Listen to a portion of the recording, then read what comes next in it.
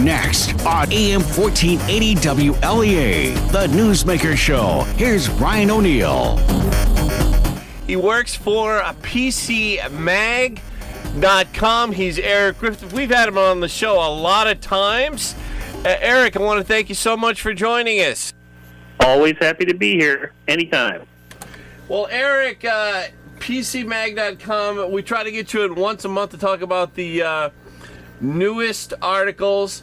Let's do this one. The best Star Wars gifts for the wannabe Jedi. Yeah, this is a gift guide. We do a lot of them at the holidays, but of course, when May the 4th rolls around, that is the official Star Wars Day. May the 4th be with you, always. So we updated this with brand new cool stuff that Star Wars fans would love. And I get to go basically online and go shopping for all the Star Wars stuff that I will never get to buy myself, like a $200 Lego set of the Tantive 4, the official ship of Princess Leia that was being shot at the beginning of the original Star Wars. That's something I will never own, but maybe someday I can talk my wife into letting me buy it for my son. We'll see. You know, you mentioned in the beginning of the article, Eric, that back in 1977, when the first Star Wars movie came out, what was that, Episode 4 they started with? And George Lucas had no Christmas toys in the Christmas of 1977. No Christmas toys in the stores that year. That's right. And Kenner came along in 1978 and finally started putting out a limited number of action figures of the original cast, those little 4-inch plastic ones that we are all so used to seeing by the billions, and it became a blockbuster way to make money, so much so that essentially every movie franchise ever since in the last 40 years has tried to mimic that success, and I don't think anybody's ever come close to being as successful a toy line as what Kenner did originally with the Star Wars stuff. That's a legend and will always be so. Kind of a nerd question here, but did you ever put Han Solo in a cup of ice or a butter tray of ice? No. Wait, hang on. I'm going to put some tape on the middle of my glasses while I answer that. I didn't. But I've done much worse things. I do remember digging a giant hole in a sandbox to make a Sarlacc pit and throwing Boba Fett into it. That kind of thing. So there's everybody has their moment from the Star Wars trilogies that they want to reenact. I always like Boba Fett getting toasted at the end. Eric knows exactly what I'm talking about. He's from the same generation. Eric was talking about The Empire Strikes Back when Han Solo was... what did they freeze him up for? What was the reason? They froze him in carbonite as a test, because originally Vader wanted to freeze Luke and basically take his son back to the Emperor so that they could convert him to the dark side. But they tested it first on Han Solo, and then he handed Han Solo over to Boba Fett so that Boba Fett could take Han Solo to Jabba the Hutt. And that's where they start off in Return of the Jedi, with Han Solo frozen in carbonite, and he's the favorite decoration of that giant slug, Jabba the Hutt. Boba Fett, the ruthless bounty hunter, talking to Eric Griffith from PC Mag about his latest articles. Here's another. Video game revenue will more than double in 6 years to $305. Yeah, it's a crazy thought to think of how many billions of dollars people spend on video games. I mean, you think about it this way. A movie just came out this past month, The Avengers Endgame, and in 2 weeks, it's made more money than almost any movie ever, but it's still just a paltry, a little tiny amount compared to how much video games make today, which is, as a total, $131 billion a year. That is going to more than double to $305 billion in just the next 6 years. That's a compound annual growth of 13% every year. Basically, everyone needs to quit their jobs right now and learn how to code and make video games. That's the only way to make money in the real world. What was it you said there? Everybody has to play on 5G? Tell us about that. Well, the 5G is the coming new wireless technology that will power a lot of our phones, and more than just our phones, our computer systems and our routers at home.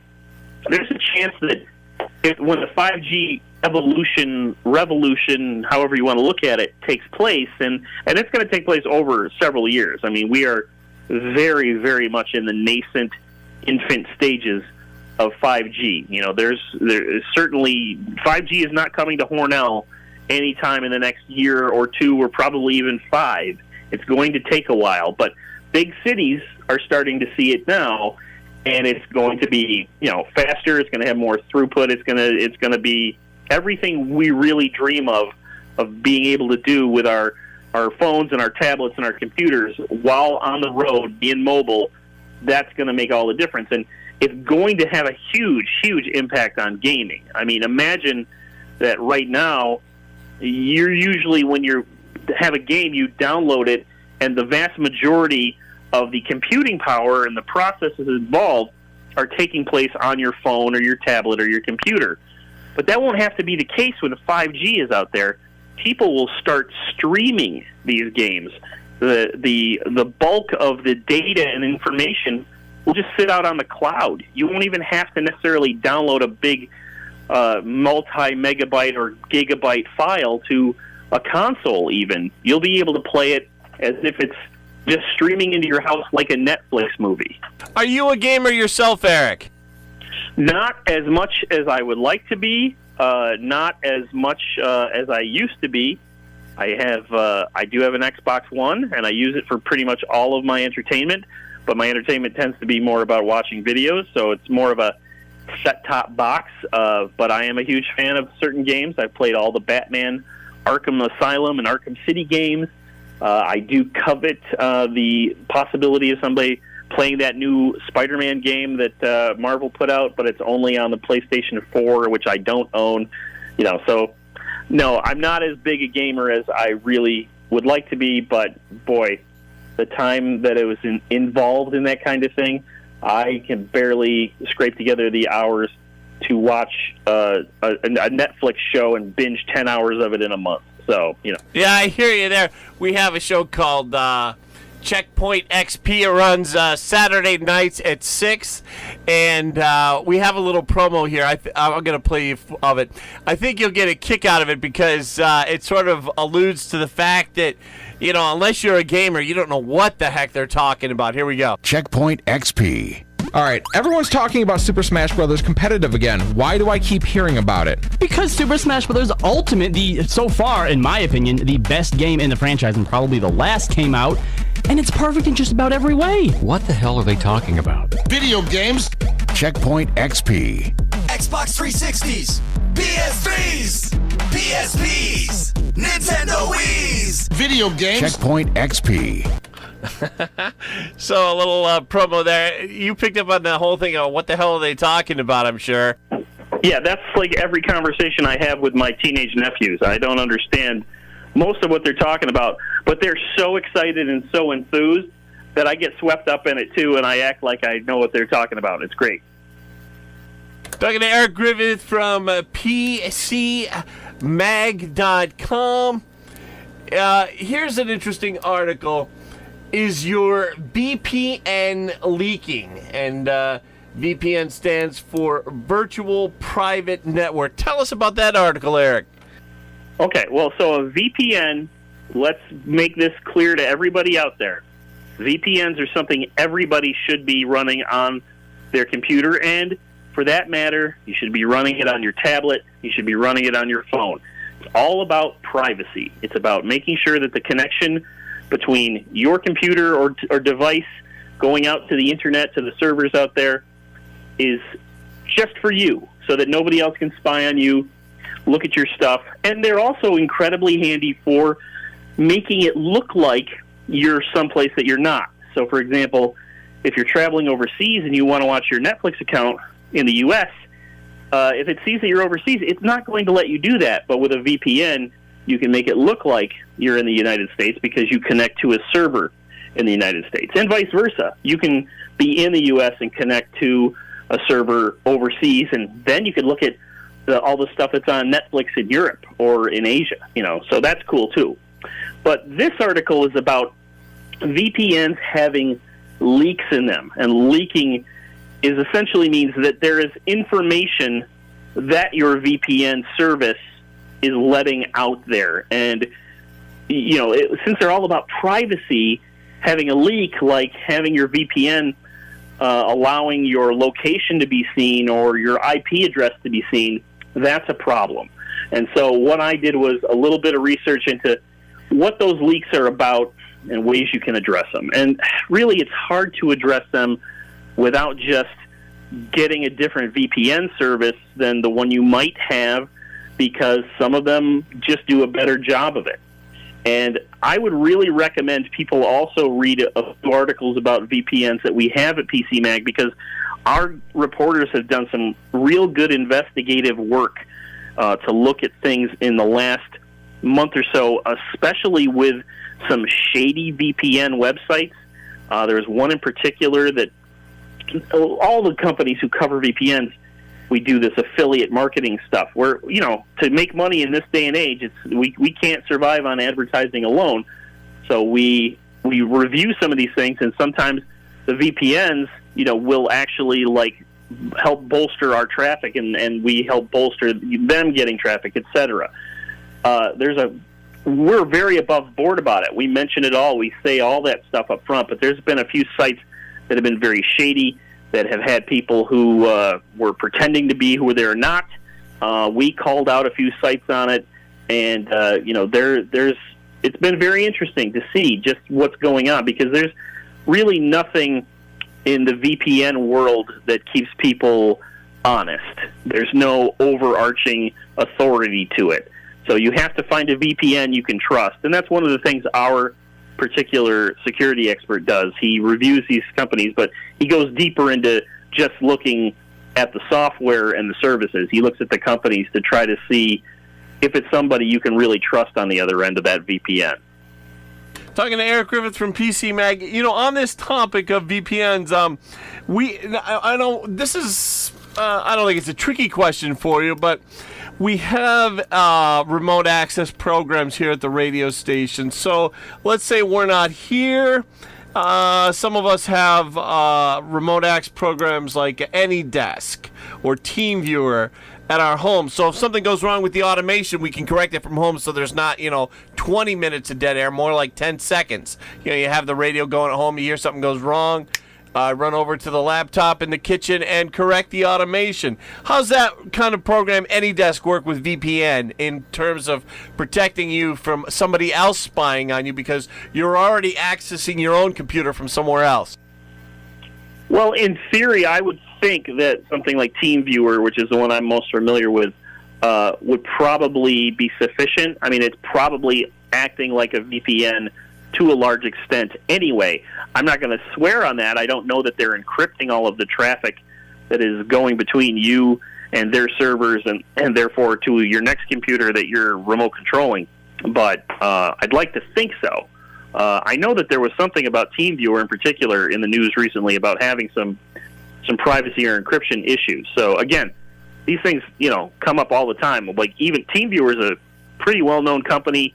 I don't think they're illegitimate at all, but everybody gets these little problems, and sometimes it's malicious third parties and hackers who are doing things to undermine them, and sometimes it's just an innocent little screw-up in the office, and sometimes it's companies, like the one that our reporter exposed that, just you can kind of tell they are not legit and not something to be trusted. So, you have to use common sense.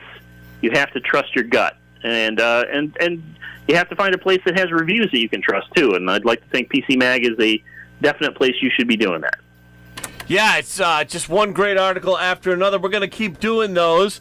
when we get back with Eric Griffith after the break and the forecast. Stay with us. Mccords Auto Collision on State Route 36 just south of Canastillo is a full-service collision shop offering not just collision work, but also paint work. Mccords has a 24-foot frame straightener with 3-dimensional measurement. Mccords accepts all insurance companies and can work with you on any deductible you may have. At Mccords, they work for your interest and your benefit, not the insurance companies. All work is fully warranted and they offer a free loaner car. Mccords Auto Collision, State Route 36 in Canastillo, where customer satisfaction is always number one. Phone 607-698-9900. It's meteorologist Rob Carrollin time. Hey, Rob, kind of dreary out there. Oh, miserable, Brian, especially for this time of year. You know, we wait so long for the spring to come, and now that it's arrived, it's just been rotten. We've had, nice days, but they haven't lasted very long. And, cloudy, dreary with mist and light rain and drizzle and temperatures in the upper 30s and lower 40s this morning. Well, rain will continue to fall as the day goes on, thanks to low pressure moving up along the coast. It looks like we get to about 50 to 55 today. That's it. Brian, sunrise early this morning was at 5:50. It'll set tonight at 8:23. We'll see scattered showers tonight. It's due to an upper-level system coming out of the state of Ohio. Lows overnight near 40. Not much better tomorrow. Cloudy, cool with scattered showers. Temperatures are only going to be near 50. Some drizzles and patchy fog tomorrow night, 40. Should get better Wednesday. Will turn partly sunny, 60 to 65. And partial sunshine is also going to develop during the day on Thursday, Brian. Back with Eric Griffith from PC Mag here on today's Newsmaker show. I'm Brian O'Neill, and Eric wanted to do one more article, and then I'm very anxious to ask you what you think of the Avengers and a Facebook issue. But first, let's do this one. Business Choice Awards for email marketing services. Sure. Well, we do a lot of surveys at PC Mag. I think we've talked about some of these before, and this is one of the ones that comes up every year. It's among many Business Choice Awards that we give out. We have email marketing services. We do routers and servers. We've got printers coming up, ISPs, business ISPs specifically coming up. This one in particular, email marketing services, is a look at the tools that you would use if you were a business that wanted to do an email newsletter regularly to your customers. The big winner year after year in this has been MailChimp. Probably lots of people have heard of MailChimp, especially if you listen to podcasts. They do a lot of advertising on podcasts. It's a great way for them to reach their target audience of techie people who are into the digital lifestyle, where podcasts and email newsletters go hand in hand. And they just make it easy for you to design it, to keep a list, to send it out, to keep track of bounced messages when, something goes to an email address that's either no longer working or just having a problem. And, they make it super simple and easy. And again, MailChimp is our big winner on that one for email marketing. If you need a newsletter, that's probably who you want to go with. PCMag.com is the website that Eric Griffith writes for. Before we go, we had a couple more topics we wanted to cover. See that Forbes.com says that Endgame earned an additional $12.5 million just on Tuesday, and it's past the $650 million mark. Yep, it's an amazing achievement for a film to make this much money. Worldwide, it's already become the second highest grossing film of all time, not even adjusting for inflation, which means that it is ahead of Titanic, but still behind Avatar. So it's sandwiched in between those Cameron movies, and I'm hoping that it'll eventually even unseat Avatar. We will see. And by the way, my wife and I were among those $12 million last night because we went and saw Avengers Endgame last night. Her for the first time, me for the second time. That's great. Eric, final question for you. Facebook has banned Alex Jones of Infowars.com, Louis Farrakhan, a guy named Milo Yiannopoulos, and a YouTube journalist, Laura Loomer. What do you make of Facebook getting into banning speech like that? A good thing, bad thing, mixed reviews? What do you think?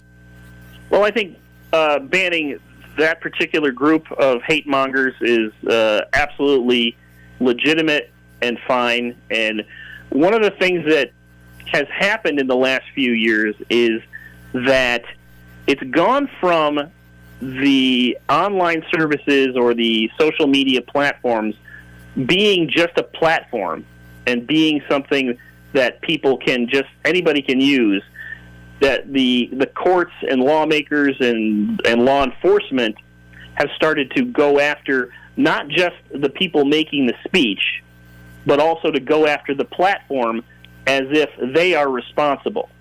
And I disagree with that. I think that, Twitter, Facebook, Tumblr, be whatever they may, a lot of those things probably should be left alone and let to be a platform where people can spout whatever they want to say. Their evil, vile hate speech, etc. To a large extent, I am very much a First Amendment absolutist, and I think everybody should get to say everything short of screaming fire in a crowded movie theater, which is against the law. But with everybody turning on the platforms and making it their responsibility to police the people using their services, they've left companies like Facebook no choice but to do that. And of course, a lot of people think that they've taken way too long to get rid of people like this, and I think that maybe there's some legitimacy there. But the other issue is that these companies, they don't want to be doing this. I mean, a web host who hosts your own website doesn't want to be responsible for what's on your website, but a lot of them are. And so they're going to have to kill your website if you're spouting things that are going to get them sued or going to get them in trouble with the law. And, that's just the reality of it. If we would sit back and let the platforms just be a platform, nobody goes after generally they don't go after, say, the book publisher of somebody who wrote a book. But, then again, I shouldn't say that. That probably happens more often than I want to believe. Yeah, as far as my feelings on it go, on the one hand, you think, boy, you're stepping into free speech, just let everybody say what they want except for, threatening violence. On the other hand, I have to be honest. If that was me and I was running that thing and I saw some of that stuff, I'd be pulling my hair out. So who am I to criticize Zuck? Yeah, it's a no-win situation for everybody, really. And ultimately, these hate mongers who get to say this stuff and then they get their access pulled, they get plenty of press for having that happen too.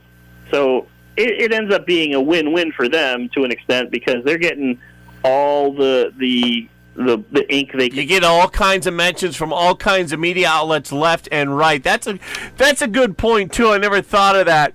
We've been talking with Eric Griffith. Eric, out of time, but as always, great having you on, and hope to have you on again soon. We had your brother on, 2 weeks ago, I believe, talking about how things are going at the police department in Alfred, and it was good to have him on. Good to have you on as well. Happy to be here.